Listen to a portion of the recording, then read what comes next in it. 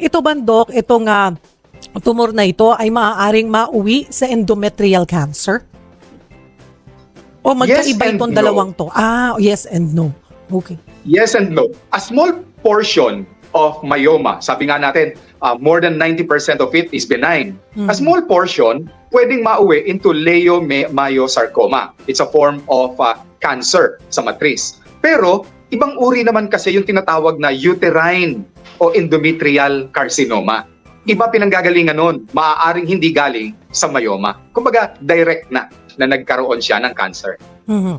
At ano yung mga senyales, sintomas niyan?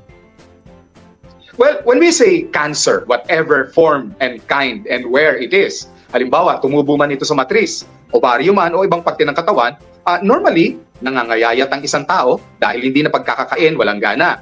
Namumutla ang isang tao, kaya nagiging dahilan nito ng panghihina. And in uterine cancer, nakakaramdam siya ng kirot. Kirot dito sa kanyang balakang, sa kanyang sasapnan, kung tawagin nila, at sa kanyang bandang puwitan. So, pelvic pain, kung tawagin. Some will have bleeding, malaki ang bleeding, at yung pagbi-bleeding niya, buo-buo. Akala mo kamukha yung itinitindang sa barbecue, sa kalsada, yung dugo na barbecue, yun, parang ganun, bilog-bilog siya talaga. And a lot of women become afraid because of it. Alam mo, sabi mo nga kanina, marami na tayong mga texters.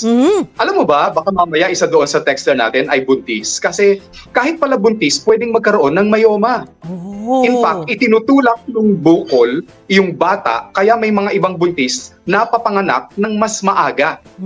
Yan, if I can show the picture ng number 4 and 5 natin with Miss Nia at saka kay Direk Joyce. Ayun. Ayan, makikita natin yung mga buntis.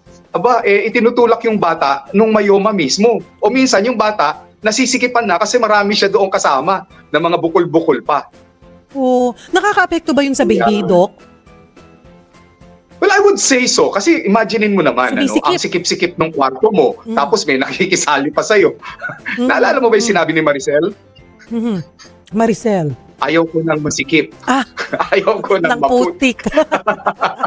Hindi naman agad inooperahan kasi ang myoma. Some doctors will do first evaluation. Maaaring ultrasound muna. After ultrasound, pwedeng mag-biopsy. At kung nakita naman na hindi ito ganoon kadelikado, observation lang muna ang ginagawa. Well, sa mga kababaihan po natin diyan na maaaring may problema kayo sa inyong matris, it is very good na kayo po ay nagpapatuloy na magpatingin sa inyong mga gynecologist. But it doesn't mean anuman ang maging resulta ay dapat kayo ay matakot na dahil lagi pong may solusyon ang mga problema. Always believe that God is in control. Salamat po sa inyong lahat.